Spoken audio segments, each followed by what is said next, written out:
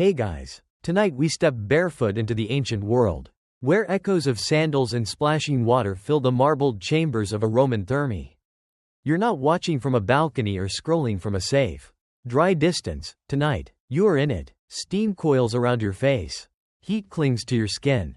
And the air smells like oil, sweat, and warm stone. Your vision blurs as you pass beneath massive vaulted ceilings, lit by flickering lamps and the occasional shaft of filtered sunlight. And just when you're starting to adjust, a portly man walks by, completely naked, humming off-key, and the only thing more confronting than the nudity is how completely normal it is. This is not your modern spa day. There are no fluffy robes, no cucumber water, and definitely no calming Enya soundtrack. Here, relaxation means survival of temperature extremes, social scrutiny, and yes, the occasional bout of food poisoning from communal fig cakes. You probably won't survive this. At least, not with your modesty, hygiene standards, or body temperature intact. So, before you get comfortable, take a moment to like the video and subscribe, but only if you genuinely enjoy what I do here. And let me know where you're listening from and what time it is. Always fun to see if anyone's tuning in from a hot bath themselves. Now, dim the lights, maybe turn on a fan for that soft background hum, and let's ease into tonight's journey together. You're standing at the fornix, the arched entryway of the public bath. It's loud, not loud like a marketplace, but like the inside of a symphony warming up, splashes, muffled conversations, the distant slosh of water being ladled. Your feet, already dusty from the street, slip slightly as you step onto the wet marble, smoothed by centuries of sandals. There's a moment of hesitation. Do you go forward? Or pretend you were just admiring the architecture? Too late. Balneator*. A bath attendant in a sweat-darkened tunic waves you in without even looking up. You shuffle forward. You are inside a Roman public bath, and the next few hours will unravel like a fever dream. The first thing that hits you, besides the humidity, is the sheer size. Roman baths are not just for rinsing off, they are massive complexes. Often the size of modern malls. This one? The baths of Caracalla, perhaps, or maybe something smaller, like the neighborhood Balnea*, but still sprawling.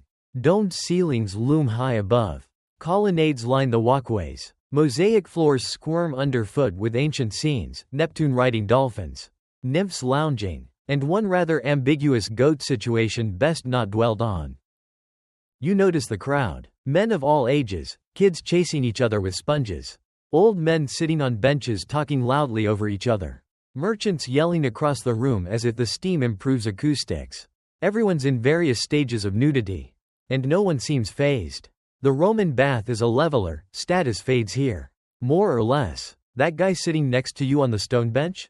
He could be a freedman, a soldier on leave, or someone with enough coin to own a vineyard. Hard to tell when everyone's glistening and wearing nothing but sweat. Historically, the bathhouse was an essential part of Roman life. It wasn't optional, it was expected. Cleanliness wasn't just practical, it was civic virtue. The phrase balnea, vina, Venus*, baths, wine, and love, sums up a good Roman day. Some historians argue that the bathhouse did more to unify Roman society than even the military or the Senate. But others still debate whether its supposed democracy was real, or just a conveniently naked illusion. Your sandals come off. A boy, not more than 12, rushes by with a tray of oil flasks. Narrowly missing your toes, you sidestep a puddle, but not fast enough to avoid a splash from someone shaking out their linen towel.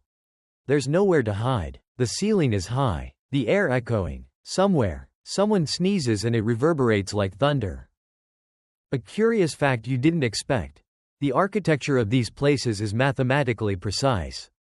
The Romans engineered ventilation systems to keep steam from rotting the walls.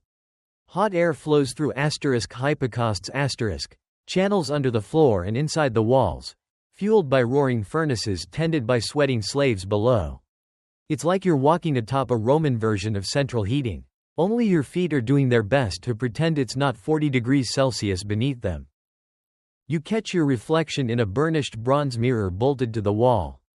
Damp hair, wide eyes, You look like someone trying to decide whether to back out quietly or fake a sudden philosophical crisis. Too late again. A pair of bathers passes by, nodding as if to say yes. This is your life now. And it is. Because here, in the belly of this marble and steam beast, you're not just a visitor. You're about to be peeled, scraped, steamed, massaged, maybe lectured on Stoic philosophy by a stranger. And, if you're lucky, offered a prune. Your toes curl slightly against the damp mosaic as you shuffle into the apodyterium. The changing room. The heat from the earlier chamber lingers on your skin. But this space is cooler, still humid. Yes, but less like soup and more like a well-steamed greenhouse. Light spills in from high windows, illuminating motes of dust and steam in the air, like you've stepped into a painting caught halfway between mist and memory. All around you, people are in various states of undress. And by various, we mostly mean completely naked. A few are tying up their tunics into bundles. Others are shrugging out of togas in a surprisingly graceful series of practiced folds and tosses. You, however, are still standing there, very much dressed, very much unsure what to do with your hands.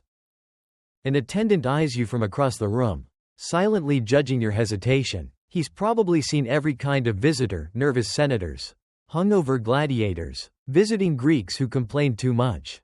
You're not special. And the rules? They're simple. Strip, store, soak. But that first step. You fumble with the clasp of your cloak, then start unwrapping layers like you're a very embarrassed onion. The wool of your tunic clings to your damp skin as you pull it off. And you're hyper-aware of every whisper of fabric, every draft of air. A goosebump parade rises uninvited on your arms. There's no locker, no private cubby with a little key bracelet like at your local gym. Instead, there are long wooden shelves and niches carved into the wall, stuffed haphazardly with piles of clothing. You pick a spot that seems relatively dry, just above a toga that smells faintly of vinegar and beneath a bundle that suspiciously glistens. You shove your folded tunic in, trying not to look too nervous. You do not have the clout to hire a personal slave to guard your clothes. Theft is common in bathhouses, and some people actually brought decoy tunics to throw off thieves, like ancient Roman fashion bait. That's your first real vulnerability of the day. You're now officially naked and trusting that your one decent outfit won't vanish before you re-emerge into polite society. A small, chilled breeze passes through the doorway, and you flinch. Was that a draft or the judgment of the gods? A couple of old-timers nearby are arguing about the latest gladiator match. One swears by a Thracian fighter with legs like marble columns. The other insists no one's matched the strength of Spiculus, Nero's favorite. You accidentally lock eyes with one of them as you clutch your sponge on a stick. And he gives you the slow nod of bathhouse solidarity. The kind that says, yes, we're all standing around like slippery garden statues. And yes, that's completely normal. You shift your gaze and try not to think about germs, or eye contact, or the faint, eternal mystery of how this place always smells like both lavender oil and wet goat. Historically, the apodyterium was the great equalizer. This was where senators stood next to freedmen, where the general might be drying off next to a man who sold olive paste at the market. Clothing was the social marker. And once it came off, so did the immediate reminders of status. Of course, not everyone believed that. Historians still argue whether the bathhouse truly dissolved social divisions or just disguised them. After all, someone was still tending the fires, cleaning the sweat trays, and guarding the door, and it wasn't the senator.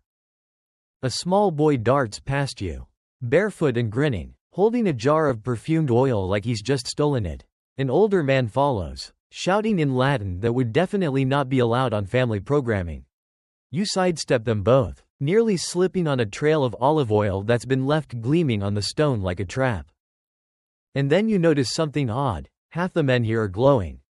Not with sweat, with oil. Their bodies are slicked down from shoulders to calves in a warm sheen of scented grease. Like bronzed statues mid-melt. It's not decorative, it's functional. The Romans didn't have soap. Not in the sense we do. Instead, you slathered yourself in oil to loosen the grime, then scraped it off with a curved metal tool called a strigil. You gulp slightly, realizing that's next on your agenda. Before that, though, you take a moment to look around this chamber. The walls are painted with faded frescoes, wreaths of vines, prancing satyrs, a mildly inappropriate faun giving a side eye to Venus. In one corner, a musician plucks a cithara, filling the air with a twangy, uneven melody. His instrument is slightly out of tune, but his confidence is unshakable. And then, a fringe fact for your historical trivia collection. Some bathhouses used to employ professional pickpockets, not to steal, but to catch other pickpockets, like ancient security guards with very flexible moral codes. You tighten your grip on your satchel, just in case. You take one last deep breath. Your skin prickles against the cool of the stone. You are officially nude, possibly being judged by a mosaic goat, and more vulnerable than you've been in decades. Still, it's not awful. The air is heavy but clean. The light dances gently across the steam. Someone somewhere is laughing, not mockingly, but with that deep, contagious ease that only comes from a place where nobody cares about your job title, your sandals, or your awkward tan lines. You're led down a slick stone corridor, steam curling along the floor like lazy snakes, until you reach a chamber that smells, well, let's just say it's a complicated smell. Olive oil, faint sweat, herbs, and something vaguely metallic, like old coins soaked in rosemary. This is the unassuming but crucial next step in your Roman bathhouse experience, the oiling and scraping. The unctores are waiting. These are the oilers, and they move with the grace and confidence of people who've seen way too many naked backs to be fazed anymore. One of them gives you a brief nod, gestures to a stone bench, and begins to pour warm oil from a small bronze flask. You instinctively flinch as it hits your skin. It's hotter than expected, but not unpleasant, like stepping into sunlight after a long shadow. You're glistening within seconds. He uses flat palms to spread the oil over your shoulders, your arms, your chest, and yes, even your legs. Every inch. The scent is surprisingly nice. Something like thyme mixed with myrtle and a touch of pungent laurel. Romans took their oils seriously. There were entire industries devoted to oil production, with some of the highest-end blends imported from Egypt or Syria. The cheap stuff? It smelled like regret and donkey breath. Then comes the strigil. The tool is curved, usually bronze, and just sharp enough to scrape away a day's worth of sweat, dirt, and oil without drawing blood. Hopefully. The *UNC braces you with one hand and begins scraping in smooth, practiced strokes, down your back, across your arms, behind your knees. The sound is strangely satisfying, a mix between a wet squeegee and someone buttering toast too aggressively. This was Roman hygiene in action. No soap bubbles or foaming lather, just a nice oiling, followed by a firm scrape, and boom, you're clean. Or, Roman clean, which, if we're being honest, means slightly less dirty and now slippery. You try not to flinch as the strigil passes over a mole you didn't even realize you had. Your UNC grunts disapprovingly, maybe at your posture, maybe at your skin condition. You'll never know. Roman bath staff were not known for their bedside manner, and they were usually slaves or freedmen, paid a pittance for services that sometimes got uncomfortably intimate. Interestingly, some scholars argue whether the oil scraping actually removed more filth than it redistributed. It's debated to this day. Was this step effective or just part of the ritual? Did it clean the skin, or just make it shinier for the next round of sweating? The scraping continues, and yes, you have to do both sides. You stand, wobbling a bit on the slick floor, as your legs are given the same vigorous attention. The backs of your knees are apparently a hot spot for grime, judging by how many times the strigil returns there. You resist the urge to giggle when it brushes your ribs. You are a grown adult. You remind yourself, even if someone else is currently scraping your thighs with what amounts to a bronze windshield wiper. Then, a fringe detail.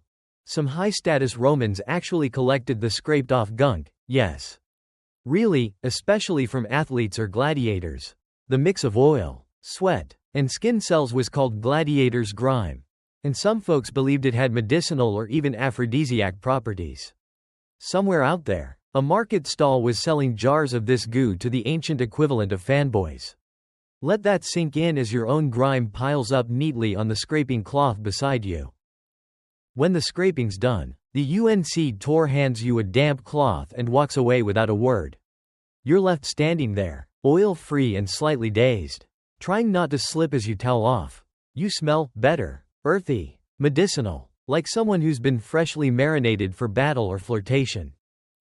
You rub your arms down, eyes drifting to a nearby alcove where another bather is being scraped by what appears to be his personal servant, who's also feeding him grapes mid-process.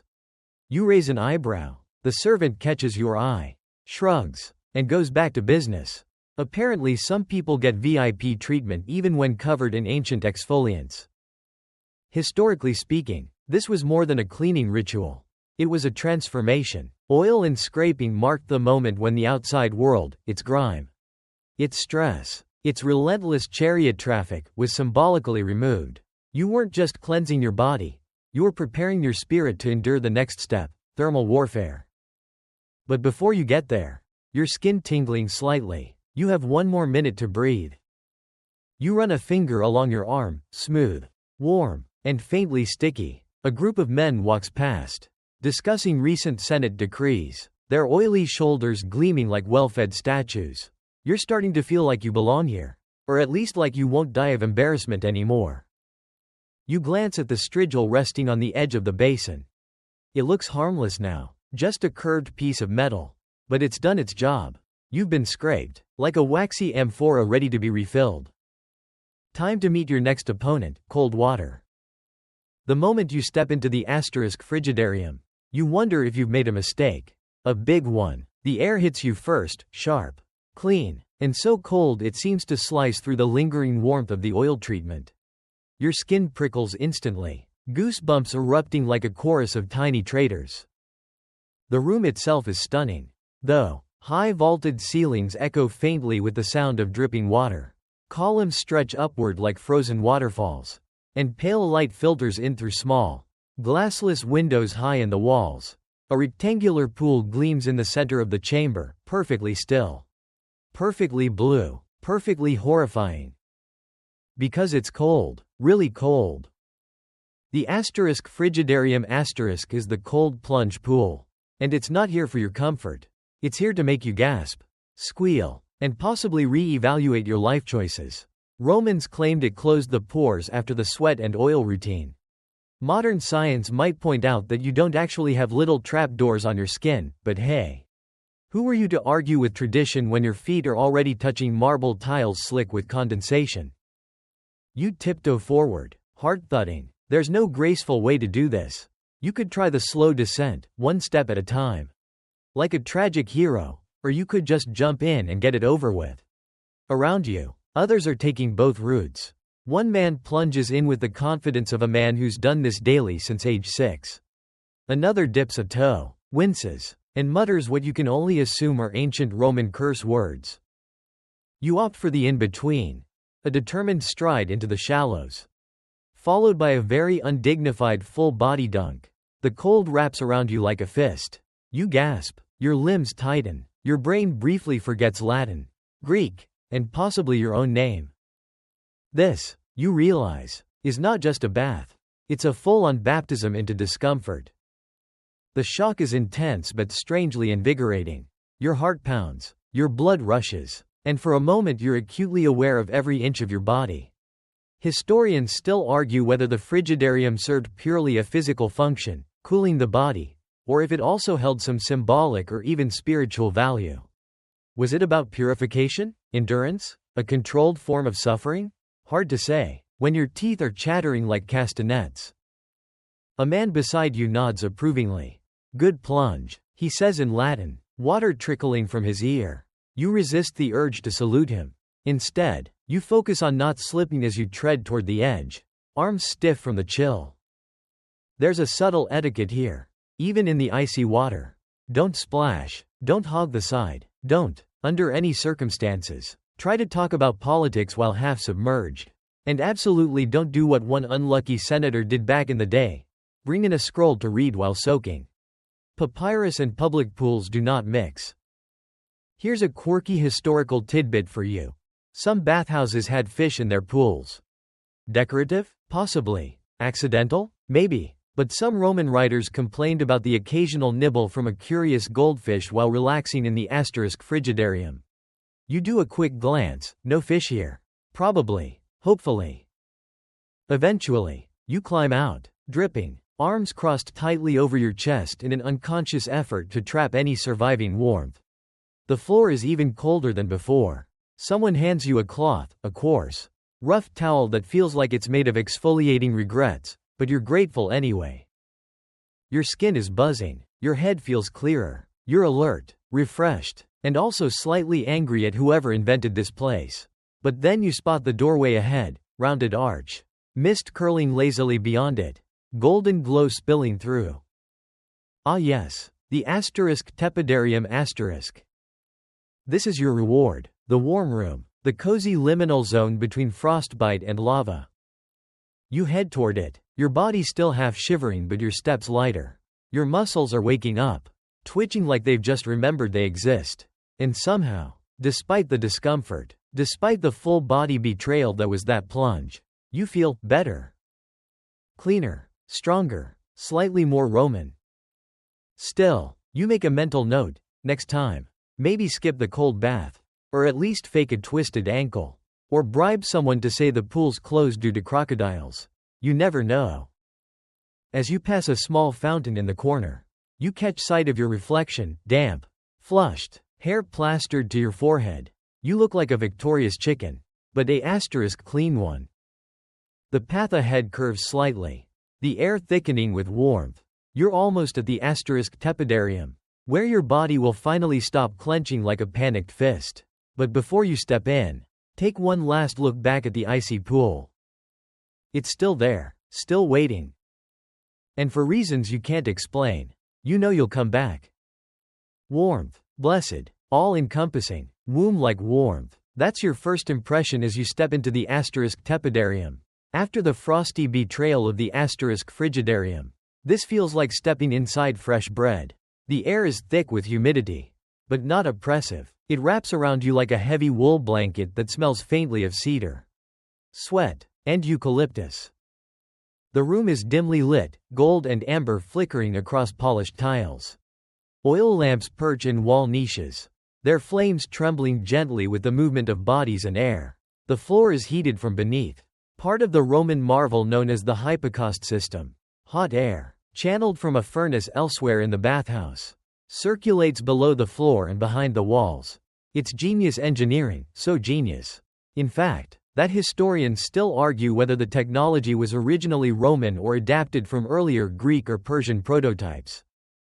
Regardless, it works. Your toes press gratefully into the warm stone tiles. Your shoulders, still shivering from the cold plunge, begin to loosen. The ache in your calves starts to melt. You pause just inside the room to breathe deep, humid lungfuls that smell of spiced oil and ancient stone. The tepidarium is where you linger. It's the Roman equivalent of a living room crossed with a low-key spa. No plunges here, no strigils, just reclining, chatting, sweating gently, and preparing yourself for what's coming next.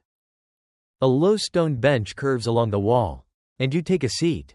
It's heated too, like someone tucked a cold tray just under the surface. Around you, bathers relax in various states of repose. One older man snoozes upright, mouth slightly open, his arms crossed like a smug cat. Another pair of younger men quietly play a game involving dice and hushed insults. A woman in a saffron tunic lounges nearby, braiding her wet hair with practiced ease. Wait, yes, women. Contrary to modern stereotypes, some Roman bathhouses were co-ed, at least during certain hours. Others had separate times or even separate facilities entirely.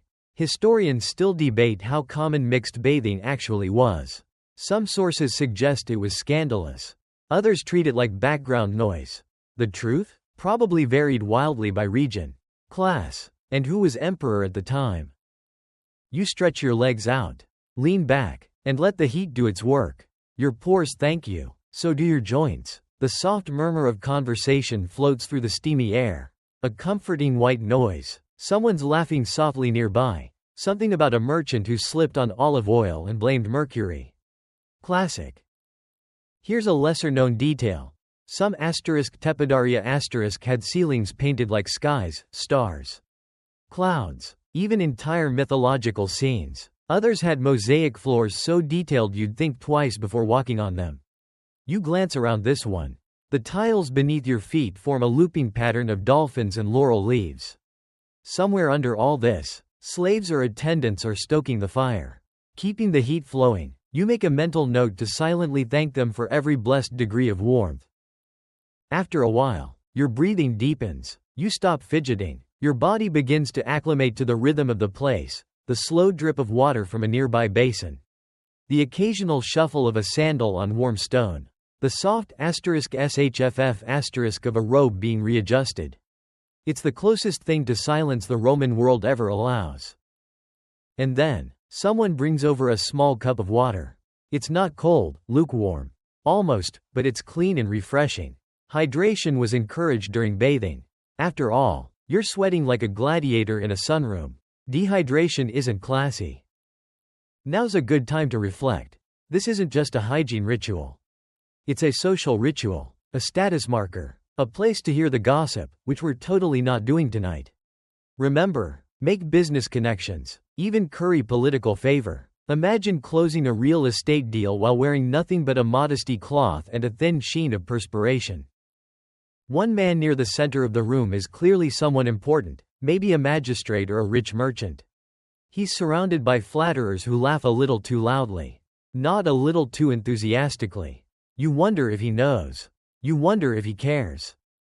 It's here, in this warm liminal space, that you finally let your mind wander. You think about dinner, about the sound of street vendors in the forum, about that one weird dream you had where Cicero turned into a giant duck. And just like that, the tepidarium works its slow magic. It makes time blur a little. It softens your thoughts and your bones. Eventually, you rise, your body reluctant, your skin flushed with heat, your muscles calm. You give a polite nod to the snoozing elder, now snoring softly into his own chest. He doesn't notice. You step carefully across the tiles toward the next chamber. Because while the frigidarium was cold and cruel, and the tepidarium was warm and welcoming, the caldarium? That place is hot. You hesitate at the threshold. The doorway into the caldarium breathes heat like a dragon's nostrils. A wave of steam rolls over you, and your skin instantly beads with fresh sweat. Every instinct you've got whispers, turn back, but you're already here, already soaked, already committed. So you step inside. The caldarium is the Roman answer to, what if we made soup, but with people? It's a hot, steamy, glorious chamber designed to make you sweat out every last regret, every lingering chill, every stubborn muscle knot, and it's beautiful. The walls are tiled in gleaming red and gold, with intricate patterns that seem to shimmer through the haze. The ceiling curves upward in a dome, trapping the steam like a warm fog. A glowing brazier sits in a corner, fed with charcoal and wood, its flames occasionally spitting like it's annoyed. The hypocaust system is working overtime here, underfloor and wall flues cranking out heat until the room feels like a cozy volcanic cave. The first step is sitting. You find a raised bench, its surface almost too hot to touch, and perch gingerly. The stone stings a little at first, but then it settles, like a firm massage from an ancient deity. Your pores reopen, your body surrenders, a fine sheen of sweat begins to form on your brow, chest, and limbs. You've reached the climax of the Roman bathing ritual. This is where you purge the toxins, well, what the Romans thought were toxins. Historians still argue whether this intense sweating was genuinely cleansing or just an excuse to hang out shirtless for an hour. Either way, it's working. You feel like a ham in a sauna. A servant walks past with a ladle and a large bronze bowl. With a practiced motion, he splashes water onto a small pile of hot stones near the brazier. A hiss of steam erupts, and the temperature spikes another few degrees. Your lungs feel thick with heat. Your nose runs. You contemplate the possibility of spontaneous liquefaction. But you also feel incredible. Here's your mainstream historical fact. Roman bathhouses like this were everywhere. By the height of the empire, almost every significant city had at least one public thermae, and private citizens often had their own. Smaller versions in villas. The baths of Caracalla could hold thousands of bathers at once, an architectural marvel powered by slaves, aqueducts, and a deep cultural obsession with cleanliness, or the appearance of it. You're not alone in the caldarium. Other bathers lounge like sleepy crocodiles, eyes half-lidded, limbs draped over heated benches. Conversation is minimal here. The heat makes people quiet. A few whisper. One man hums softly, probably a hymn to Apollo or a song about wine and goats. It's hard to tell. Then you spot the pool. It's a small circular affair sunken into the floor, filled with steaming water that smells faintly of minerals and citrus. Some bathhouses added scented oils or herbs to their water, lavender, mint, rosemary, maybe even saffron. If you were feeling extravagant, you step closer, and the heat thickens. Your lungs ache slightly, your scalp tingles, and your skin practically sings. You ease in slowly this time. One leg, then the other. The water is hotter than anything your modern plumbing would dare serve. It's the kind of heat that makes you flinch. Then sigh. Every joint in your body loosens like a poorly tied sandal. Now, here's a fringe tidbit. Some elite Romans believed that excessive sweating could improve not just your health, but your character. Philosophers like Seneca talked about bathing as a metaphor for moral purification. Of course, that didn't stop those same folks from engaging in shady property deals and occasional poisonings. You lean back against the pool's curved edge and stare upward. The steam dances near the dome's ceiling, twisting in invisible currents. You feel like you're inside a cloud, or a memory of a cloud. And in this moment, you understand why emperors and paupers alike made time for this. Not just the hygiene, not just the social perks, but this meditative surrender to sensation. One bather slips on his way out, and for a heart-stopping second, you think he's going to faceplant into history. But he recovers with a laugh, shaking his head, blaming his wet feet in Jupiter's wrath. Everyone chuckles politely. You do, too. Even here, in this foggy temple of sweat, there's room for human clumsiness. You soak a little longer. Muscles slack, mind wandering. Did Cicero bathe like this? Probably. Julius Caesar? Absolutely. Even slaves and laborers had access to public baths. It was one of the few communal equalizers in Roman society. For an hour or two, everyone could sweat side by side, rank and robe left at the door. Eventually, you rise. Your limbs protest, but gently. The transition back to air feels shocking. Even though it's still warm, you towel off with the now ever-present coarse cloth. Somewhere nearby, someone drops a bronze ladle. It clangs on the stone like a gong announcing your exit. You take a final look around. The glowing brazier, the shimmering pool, the misty outlines of fellow bathers lost in their own slow, humid trance. You've conquered the caldarium. You didn't pass out, slip, or accidentally invent pasta through heat hallucination. You're stronger than you were. Or at least sweatier. Outside this chamber waits another kind of heat. One with less steam, more sunlight, the open-air courtyard, the sunning stones, the fresh breeze. It's time to cool down again, but in the best way. You emerge from the caldarium like a slow-cooked dumpling finally taken off the boil.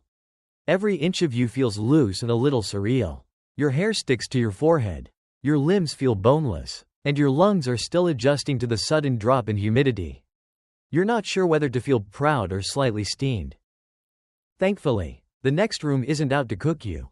It's the laconicum *, a dry heat room, often skipped by casual bathers, but deeply respected by the purists. This is where you go when the caldarium's wet fog starts to feel clingy. And you want something sharper, drier, more elemental. You step inside and are immediately hit by the contrast. No heavy vapor here, just radiant heat that seeps in slowly.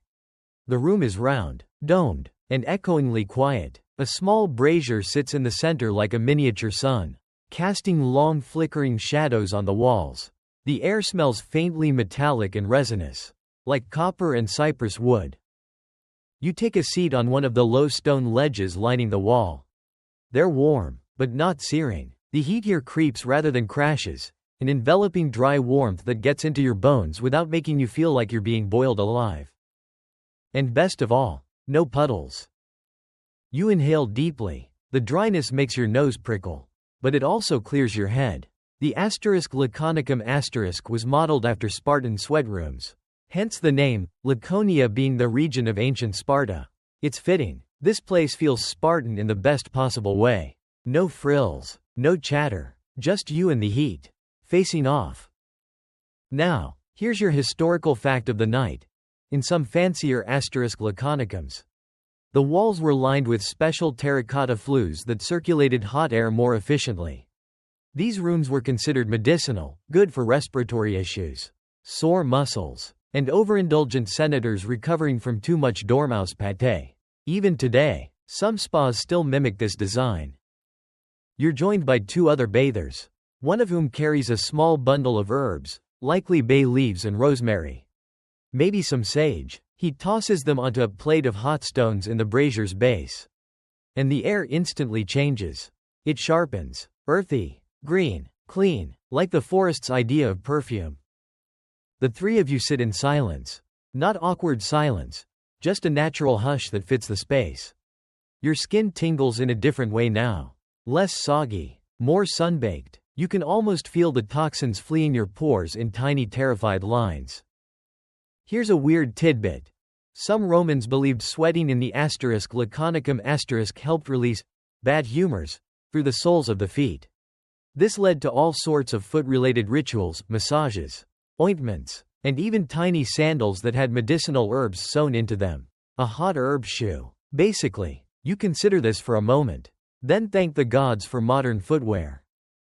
From the domed ceiling above, a small oculus lets in a beam of afternoon light. It hits the brazier at just the right angle, making the rising heat shimmer visibly. Dust motes dance like lazy spirits. You lean your head back, close your eyes, and feel like you're inside a timeless moment, a sensory pause between the heat of labor and the cool of recovery. But not everyone uses the *Laconicum* just for relaxation. Some bathers use this dried chamber as a kind of mental training ground. A place to focus, to recite poetry in their heads or prepare speeches for the Senate floor. One famous general, legend has it, practiced battlefield tactics in here by arranging pebbles in different formations while sweating profusely and glaring at them like they owed him money. Historians still argue whether that was strategic brilliance or early heatstroke. Eventually, you realize your body's reached its limit. The dryness has done its job. You feel detoxed, toasted, even, but not overcooked. And somewhere, in the back of your mind, your stomach has begun whispering about olives, and cheese, and maybe a honey cake. It's time to cool down. You stand slowly, letting your blood catch up. No sudden movements in a Roman heat room, unless you enjoy sudden floor meetings. You nod to your silent companions, who nod back in that universal way that says, "Good sweat, friend." And now you step out into open air. The palaestra, or courtyard, is bathed in light. The breeze brushes your skin with perfect skin temperature gentleness. You sigh audibly, like a child sinking into clean sheets. This is the bath's reward phase, the part where you bask. And bask you shall. You step into the palaestra, and it's like the bathhouse just exhaled. The change is immediate: open sky, dry flagstones underfoot, the soft rustle of olive trees and fig branches swaying in the courtyard breeze. After the foggy gauntlet of steam and sweat, this place feels impossibly crisp, clean, like a fresh sheet after a week in a tent. Your skin sings with contrast. Every tiny gust of wind is a whispered thank you. Your hair, still damp at the roots, begins to dry in the sun. You squint against the light, sharp, bright, Mediterranean, and find yourself grateful for the whitewashed colonnades ringing the square, casting long rectangular pools of shade. The palaestra isn't just a courtyard. It's an experience, a statement. It says, "You've survived the heat. Now, take your ease like the toga-wrapped champion you are." It also says, "Hope you didn't skip leg day. Because this is where people trained, flexed, and sometimes even wrestled, usually in nothing but a thin film of olive oil and overconfidence." A group of young men are doing just that in one corner now. They're slick with oil, laughing, pushing each other around in a light-hearted game of muscle and balance. A few older patrons watch from benches, occasionally shouting unsolicited advice like ancient sports commentators. You're half expecting one of them to start selling salted chickpeas. Here's your mainstream historical fact: the palestra wasn't just for athletics. It was where people debated philosophy, recited poetry, and made shady property deals over spiced wine. Roman bathhouses were more than places to scrub yourself, they were wellness centers. Gyms, networking events, and coffee shops rolled into one. Cicero probably sealed more political alliances in the palestra than he ever did in the Senate. But today, for you, it's about re-entry. You walk barefoot across the warm flagstones, skin tingling with leftover heat, and find a quiet patch of shade.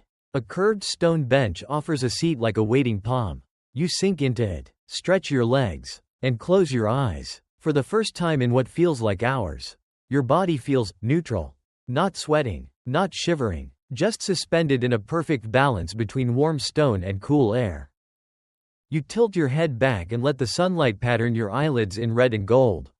The sounds of the palestra drift in around you, bare feet on stone. Distant laughter, the coo of pigeons nesting somewhere above the colonnade. Someone strikes a lyre nearby, plucking out a melody that's either deeply moving or just wildly out of tune. Either way, it's soothing. Now, here's a little-known tidbit. Some bathhouses kept pet animals in the palestra. Birds, mostly doves, peacocks, sometimes even talking parrots imported from Africa. They were meant to delight visitors and lend an air of exotic luxury. One story tells of a parrot that shouted, "I am Caesar," at regular intervals, probably confusing more than one drunk retiree. As you rest, you notice another feature. A small fountain bubbling gently from a lion-faced spout. You rise and approach. It's drinking water, cold, clean, constantly flowing. You cup your hands and sip. The contrast is jarring in the best way, icy against your still warm lips. You splash some on your face for good measure, and your skin tingles with renewed clarity. Across the courtyard, a vendor appears with a tray of small snacks, dates, almonds, figs stuffed with honeyed cheese. You consider flagging him down but decide to wait. You're still basking, still absorbing. Historians still argue whether the palestra was truly necessary for the bathing experience or just a Roman indulgence in form over function. But sitting here now, limbs stretched, breeze skimming over skin that's been through fire and water, you'd argue in favor of necessity. This isn't indulgence, it's ritual. It's the soft landing your body craves after the turbulence of the caldarium and laconicum. A child darts across the courtyard chasing a small toy hoop, followed by a scolding mother who is clearly not ready for post-bath cardio. An elderly man in a faded tunic leans on a cane and offers the child a date from his pouch. The moment is so perfectly Roman you half expect a mosaic artist to start immortalizing it on the nearest wall. The palestra teaches patience. There's no hurry to move on. No pressure to leap into the next chamber. The sun tracks slowly overhead, casting its golden spotlight across the courtyard in lazy arcs. You find yourself sinking with that pace, your breath deepens. Your thoughts drift. Your muscles unspool like yarn in warm hands. A bather passes by, still glistening, and asks if you've been to the frigidarium yet. You shake your head. He grins knowingly and walks off with the swagger of someone who's already faced the cold. Cold? Oh right, that's still ahead. The final part of the Roman bathhouse experience waits for you like a punchline you're not sure you're ready for. The frigidarium a plunge into the coldest water they can pipe in from distant springs and shaded cisterns. Your nervous system already begins lobbying against it. But not yet. For now, you're still here, barefoot in a sunlit courtyard, breathing in rosemary-tinged air, listening to music that might be either genius or madness. A little boy is still laughing about his hoop, and someone somewhere just started pouring more wine. This is what balance feels like.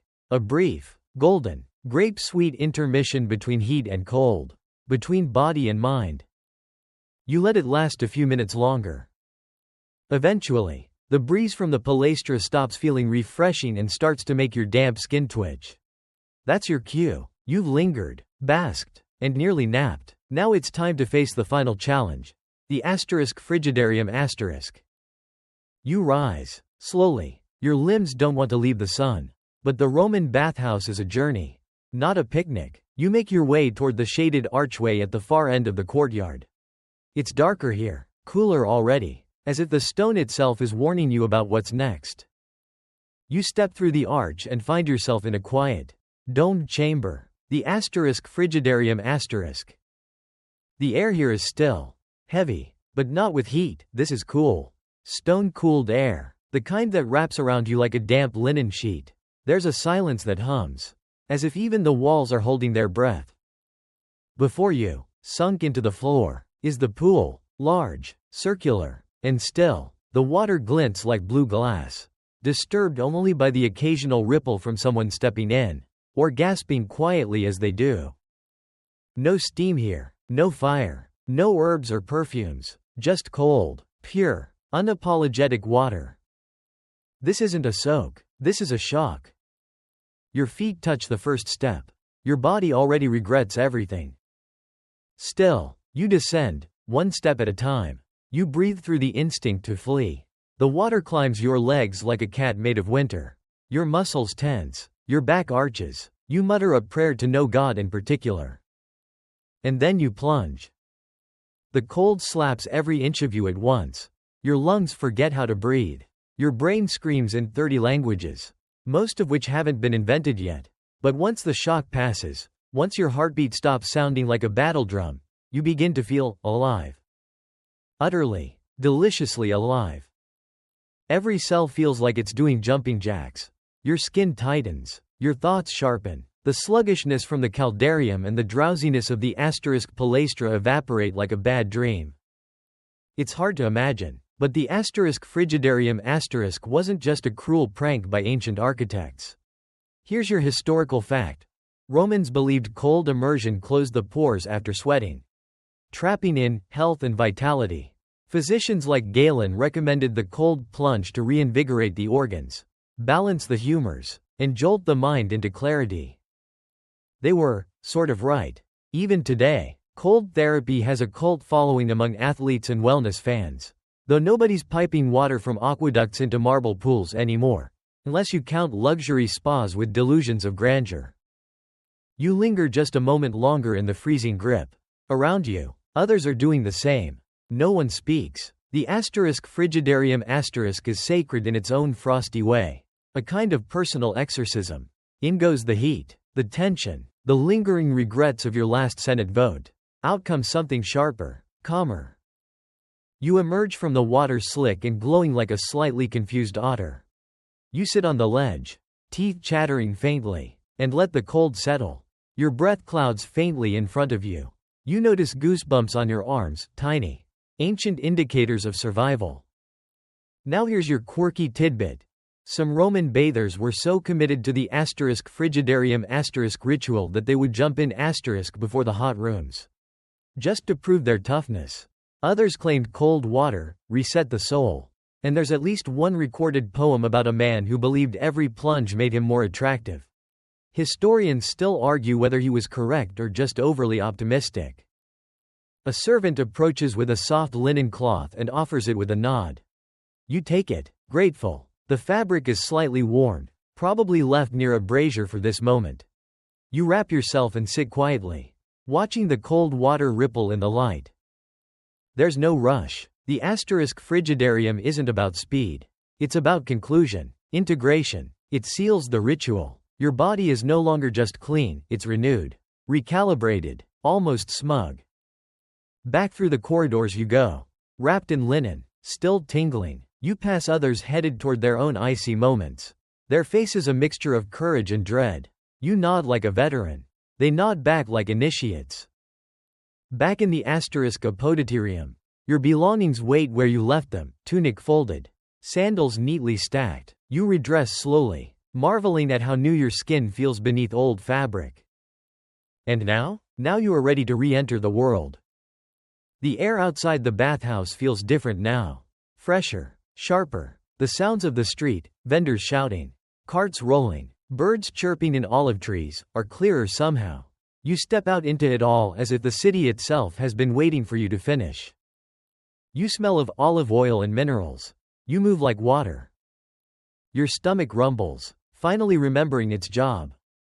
Luckily, the next part of your day involves reclining on cushions and eating with your fingers. But for now, you pause on the steps of the thermi.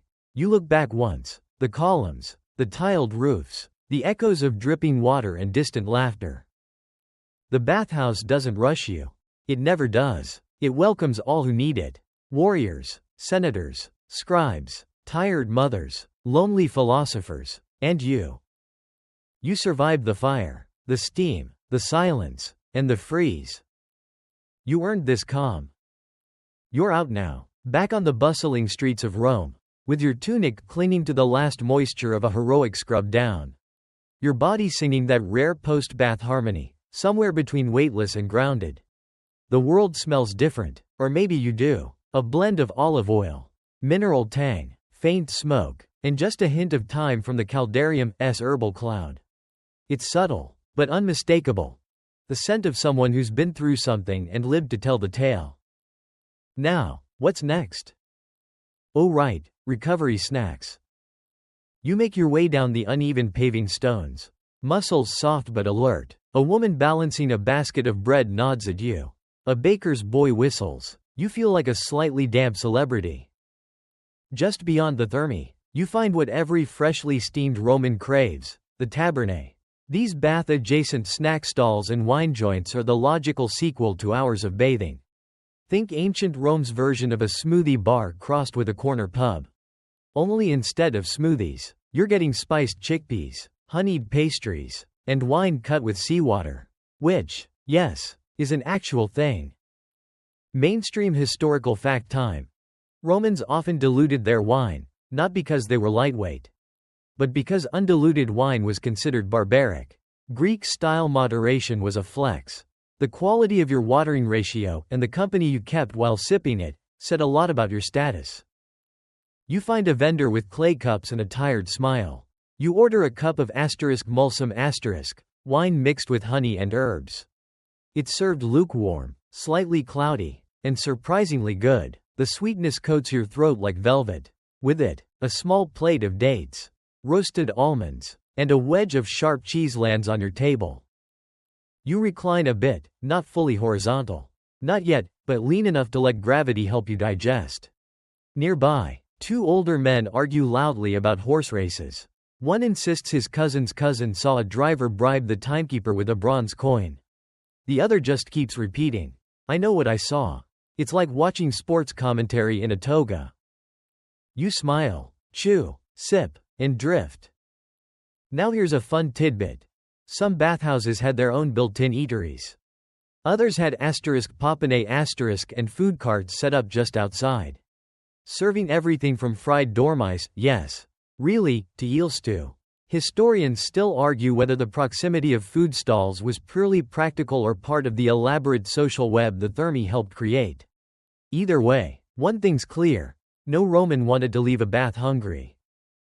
As you munch your way through almonds that taste like they've been toasted by the gods themselves, your mind floats. The bathing ritual, now behind you, feels less like a task completed and more like a rite performed. You're cleaner, yes, but you're also steadier. A breeze picks up. From this little street-side table, you can see the domes of the bathhouse glowing faintly in the evening light. The tiles glint like fish scales. You wonder how many thousands of feet have walked those same chambers.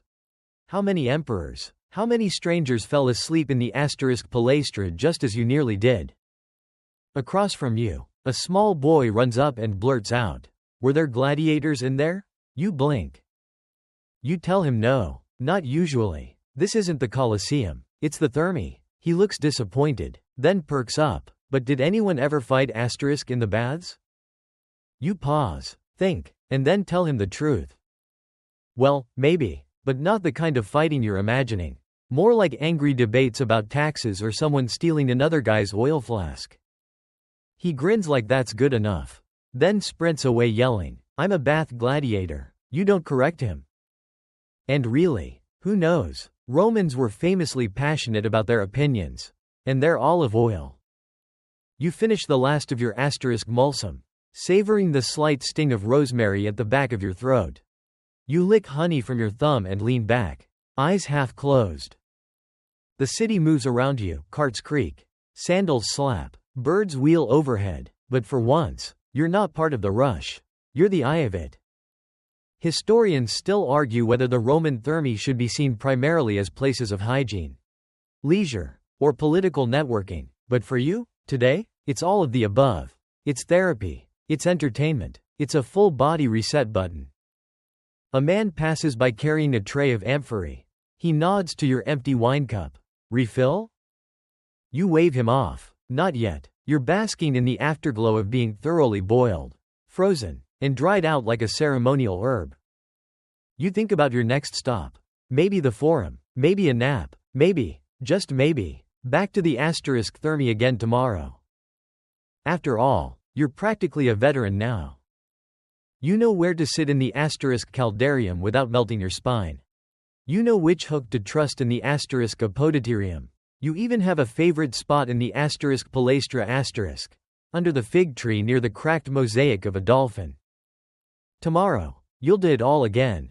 And again, like every Roman who knows that life's grime, physical, mental, and political, has only one real antidote. Hot, cold, rest, repeat. And snacks, always snacks. Evening falls like a velvet curtain over the city, and the sky blushes with streaks of ochre and lavender. You're full now, contentedly full. Not the post-feast waddle, but that rare Roman ideal, a stomach pleasantly warmed with wine, food, and the quiet glow of self-congratulation. But your day inside the Roman public bath isn't quite over yet. Because, as the city unwinds, the thermae take on a second life. They don't shut down at sunset. Oh no, some stay open late into the night, lit by flickering oil lamps and fragrant torches. The heat may fade from the caldarium, but the baths remain a social hub until the stars decide to clock out. Curious, you wander back, not inside just yet, but around the exterior. From outside the bath complex, the building hums. You can hear voices echoing like seabirds inside its chambers. Deep laughter, soft splashes, snatches of song, off-key and joyful. You find a shaded bench just off the main thoroughfare and sit. Nearby, vendors are folding up their carts. One offers you a leftover fig, free, because you smell like someone who knows the proper order of things. You take it. It's warm and sticky and perfect. Now, under torchlight, you notice something that sunlight tends to wash out. The thermae aren't just imposing buildings, they're living monuments. Not made of marble alone, but of movement, layers of footsteps, generations of stories. Mainstream historical fact, at their peak, some Roman bathhouses could accommodate thousands of visitors a day. The baths of Caracalla, for example, weren't just a luxury, they were an institution. Heated by massive underground furnaces, called hypocausts and fed by miles of aqueduct. They were an architectural flex, a social equalizer, and, yes, a semi-public performance space. As darkness settles, you begin to notice the people still coming and going. A group of older women leaves, their gray hair bundled, faces flushed from the heat. They fan themselves with laurel leaves and gossip in hushed tones about someone's niece marrying beneath her class. Two men in military cloaks stand near the entrance, arguing over whether a certain general actually bathed or just pretended to for optics. And then there's the boy from earlier, the bath gladiator, now armed with a stick and leading an imaginary charge down the cobbled street. The night seems softer now. The world hums at a slower frequency. You feel it in your spine. The bathhouse has worked some strange magic. Your thoughts are more languid, less jagged. The day's sharp edges have been sanded smooth. Here's a quirky tidbit for your sleepy brain. Roman bathhouses sometimes hosted poetry readings, philosophical debates, or even impromptu musical performances. Not in the wet rooms. No one's delivering a sonnet in the steam, but in the vestibules and attached gardens. Historians still argue whether these bath lectures were high-minded cultural moments or just clever ploys to show off a good tan and intellectual credentials at once. You rise from the bench. Your legs feel like they belong to someone wiser. Or at least someone better moisturized. The breeze carries the smell of smoke and bay leaves. The sky deepens into blue-black. Somewhere behind the city walls, a dog barks. Someone drops a ceramic cup. You can hear the shatter. But here, near the baths, there's a kind of hush. Not silence, but a respectful murmur. As if the city itself knows better than to shout near sacred waters. You begin to walk home. Not quickly, just enough to keep the chill of night from settling too deep into your bones. Your sandals scuff the stone with each step. You pass a fountain, and pause. The water is cool and clear, fed from the same aqueducts that once filled the basins you bathed in. You cup a little in your hand and splash it on your face. The contrast of temperatures, frigidarium redux, you joke to yourself, wakes you just enough to keep walking. Along the way, you spot another bathhouse, smaller, more intimate, a neighborhood affair, fewer columns, more wooden benches. You nod toward it like greeting an old friend. You suspect it knows secrets the grander ones don't. And now comes a moment only fellow post-bathers would understand. You look at people on the street, tired shopkeepers, dusty laborers, even a senator in full regalia, and think, I'm not like them. I've seen the inside. I've walked the marble path, been boiled, scraped, oiled, chilled, fed, and renewed.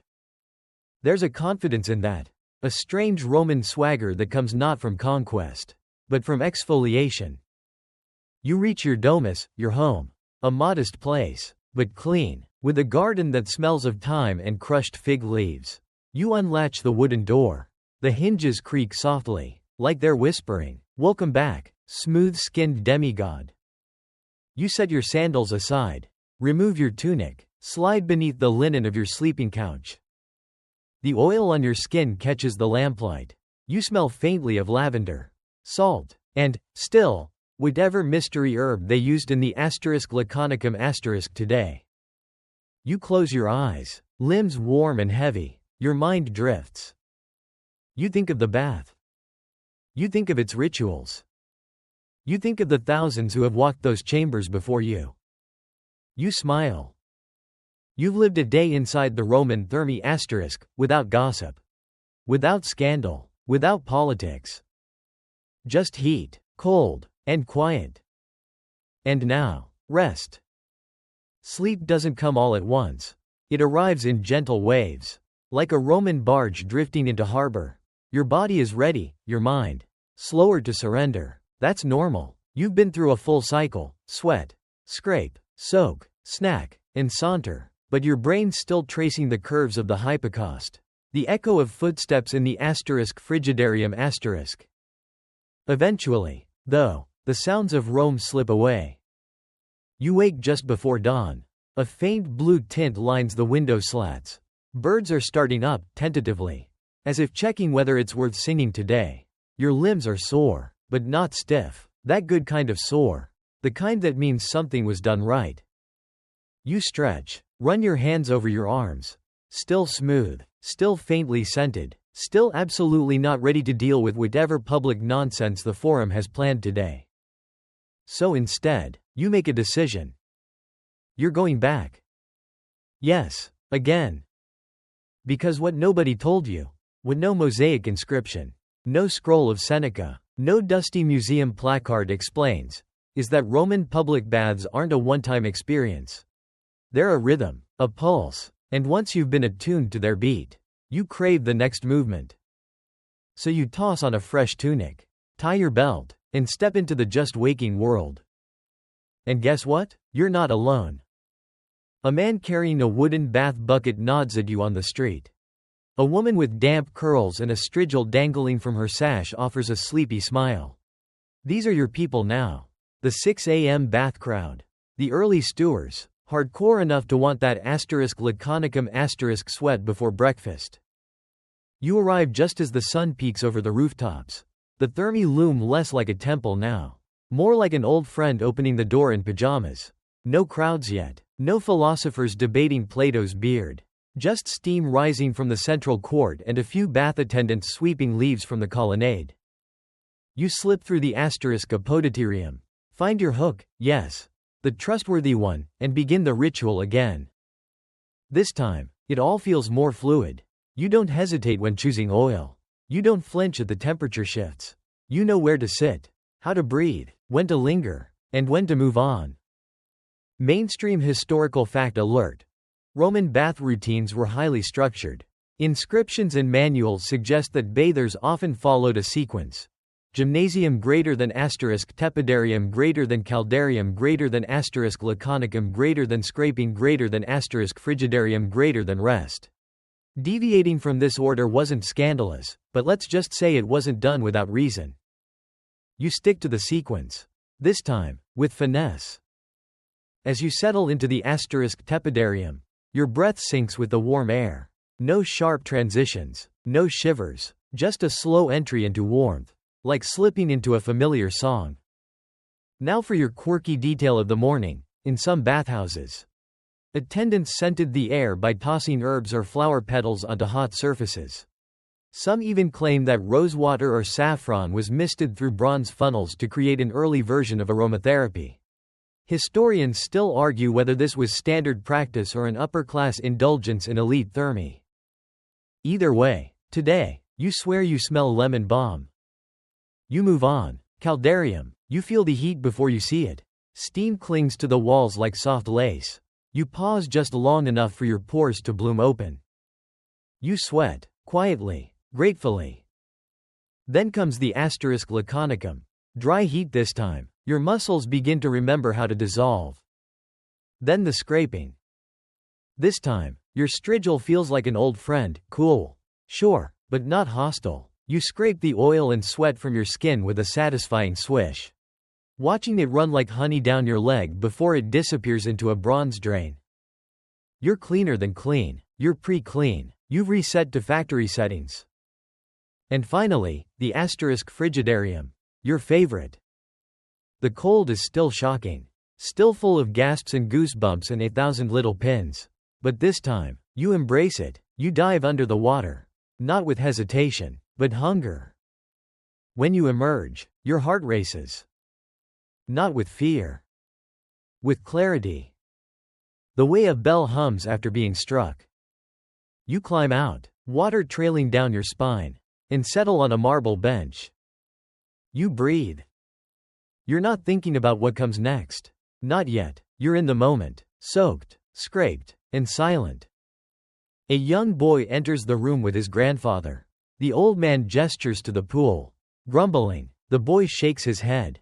You smile, remembering your first time. Give him a small wave. He scowls, then tiptoes toward the water like it might bite. You get it. You really do. Back in the outer courtyard, you wrap your tunic around you once more. The city has properly woken up now. Horses clop past. Sandals slap. Vendors shout half-hearted deals from their awnings. But you move through it all like a person who's already conquered their day. Before others even stirred their barley porridge, you've already had your sweat, your cold, your scrape, and your silence. Historians still argue whether these pre-dawn bath visits were common among regular citizens or reserved for elite practitioners of Stoic discipline. But whether it was emperor or baker, anyone who started their day this way, they walked taller, moved slower, smiled easier. You feel it too. And now, finally, with the sun casting honey-colored light on the cobblestones, you head for home. Again. The second homecoming of the morning. The better one. Because you're not just clean. You're restored. Re-threaded. Renewed. You glide through the streets like a man freshly carved from marble, moisturized marble. Obviously, every breeze is a whisper against your clean skin. Every footstep feels like it sinks a little less into the dust of Rome. You're not floating, exactly, but if the gods decided to lift you an inch off the ground, you wouldn't argue. It's mid-morning now. Sunlight has sharpened. Shadows tuck themselves into tight crevices. You've eaten something simple, bread, olives, maybe a bit of goat cheese, and your body hums with a low, even rhythm. So of course, it's the perfect time to mess it all up with a trip to the asterisk latrina. Oh yes, because even in the grandeur of the Roman thermae, biology refuses to be ignored. The public toilets of Rome are, how do we say this, asterisk an experience. Less like a private affair and more like a group therapy session involving very little therapy and absolutely no privacy.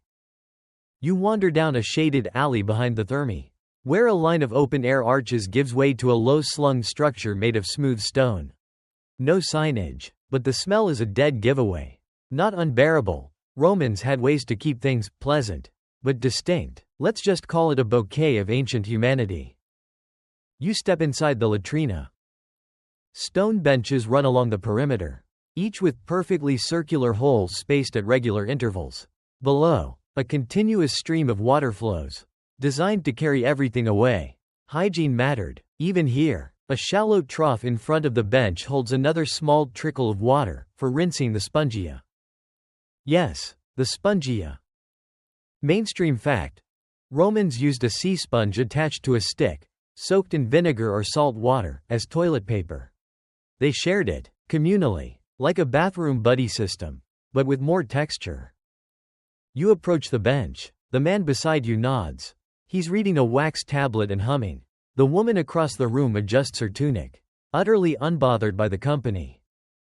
There's no stall, no door, no awkward leg shuffles or fake coughs.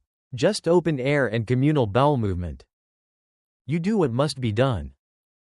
And while you're there, yes, right there asterisk, you spot a curious inscription carved into the stone wall. It reads, asterisk, Fortuna favit fortibus. Fortune favors the brave. You chuckle. You'll take your courage where you can get it. Quirky tidbit. Some Roman asterisk latrina asterisk had graffiti carved into the walls, ranging from the poetic to the crude.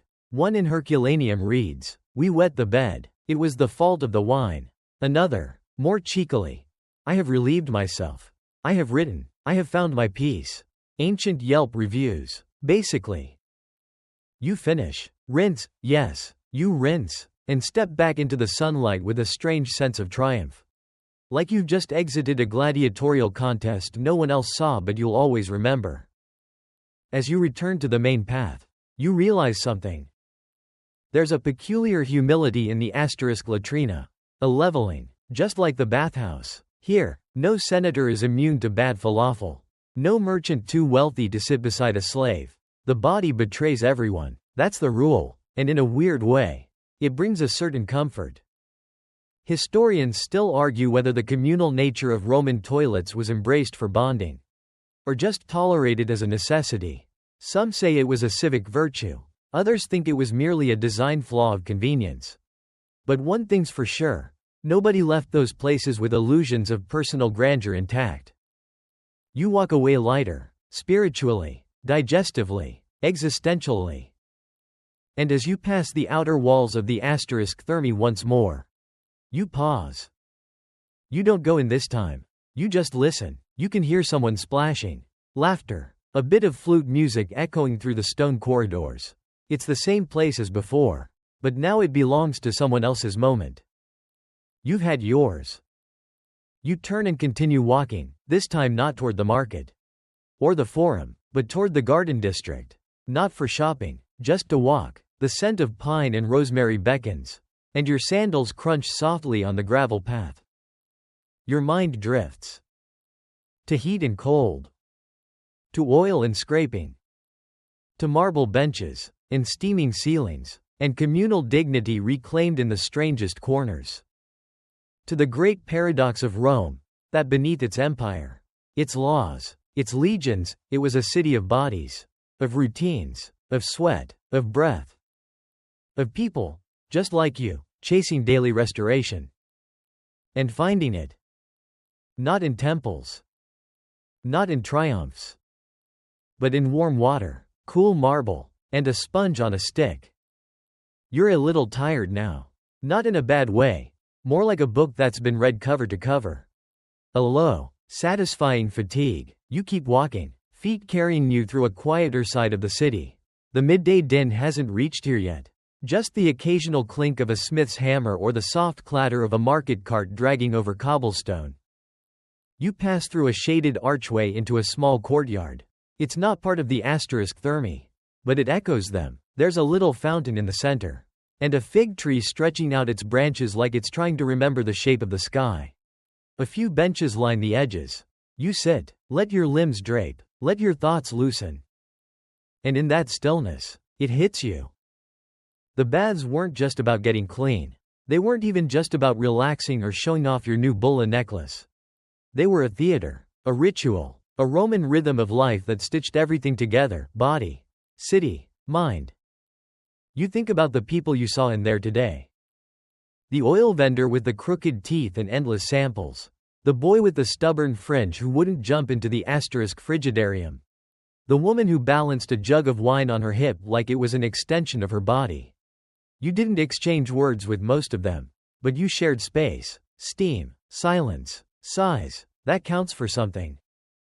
Mainstream fact: ancient Roman bathhouses weren't only about hygiene, they were multi-purpose spaces. Libraries, lecture halls, gymnasiums, food stalls, and gardens were often part of the complex. You could study Cicero, lift a dumbbell made from lead, then eat a fig tart. It was a lifestyle. You recall the narrow garden path behind the palaestra. You didn't walk it earlier, but now it's in your mind, lined with lavender and creeping ivy. Some of the older citizens like to rest there, eyes closed, heads tilted toward the sun like turtles on a warm rock. You should go back, not today, later.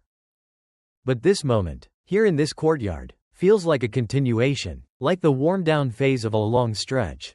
You notice your breath again. Inhale, hold, exhale, repeat. Quirky tidbit: some Roman elite, especially during the late Empire, reportedly brought personal slaves just to hold mirrors for them in the bathhouse, so they could admire their own post-steam glow. Historians still argue whether this was vanity, boredom, or just elite-level spa culture. You're not so different. You catch your reflection now in the fountain's surface. Damp hair, clear eyes, a slight sheen on your cheeks that could either be sweat or the lingering ghost of perfumed oil.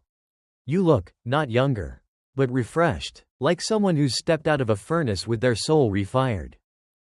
A few children run past, their tunics flapping. One of them shouts something about gladiators, another about figs. You're not sure which topic is more exciting to them. You smile, stand, stretch again. You start to head home. But not the way you came. You weave through unfamiliar alleys, past small shrines tucked into niches, past murals depicting gods and scenes you vaguely remember from half-forgotten school recitations. Every wall in Rome whispers something, even if you don't understand it yet. There's a freedom in not rushing. You pass a bathhouse that's not yours, smaller, a bit run down, but still pulsing with life. Someone peeks out the door, holding a bundle of laundry. Another person slaps water from their arms on the front steps. This is happening everywhere, you realize, in dozens of bathhouses scattered across the city. From the grandest thermi built by emperors to the humbler neighborhood spots like this one. Rome isn't just bricks and columns and shouting senators. It's soaked flesh, shared towels, steam-slicked intimacy. It's all of it. You turn toward home again, this time with purpose, a gentle kind, not the marching kind. You're not in a hurry. You've had your reset. You pass under an ivy-wrapped arch. The sound of lyre music floats from an open window above. Someone's practicing, not very well. You chuckle. It reminds you of the musician in the tepidarium this morning, the one plucking notes into the thick, warm air. Were they paid, practicing, or just doing it for the acoustics? Historians still argue whether music was formally included in the daily bath experience or simply drifted in as it pleased. Like steam, or gossip, or the scent of myrrh. You arrive at your door. Push it open. The room smells like olive wood and yesterday's bread. You kick off your sandals. You lie down, not in bed, just on the mat by the window. The breeze creeps in, not much, just enough to flirt with your eyelashes. And as you close your eyes, not to sleep, just to soften your vision, You realize that you've spent the day inside the soul of a city. Not its senate. Not its wars. Not its walls. But its breath. Its steam. Its heartbeat. The late afternoon light melts everything gold. You can feel it even with your eyes closed, the way it stretches long across the floorboards. How it softens the corners of everything it touches. You don't need to move. You've moved enough today. Your limbs are loose, like vines draped over an old wall. Your stomach is quiet. Your thoughts are fewer. You've achieved something the Romans would have deeply admired: balance. You didn't conquer a province, build an aqueduct, or compose a tragedy, but you did something sacred. You bathed. The Roman bath ritual wasn't an indulgence, it was a daily recalibration. A system flush. A way to remind yourself that even amid empire, bureaucracy, and ambition, you're still a body in the world. And bodies? They need steam. They need time. You roll slowly onto your side, listening. A cart rattles past on the stone road below. Someone laughs, distant, genuine. A cat yowls. A door slams. It's the usual Roman soundtrack. Nothing urgent. Everything ordinary. Mainstream fact: Roman bathhouses stayed open until nightfall. And some, especially during festivals, extended hours with torchlight. The wealthier bathers preferred early afternoon. But the poor often waited for the end of day, when the entry fee was waived or discounted.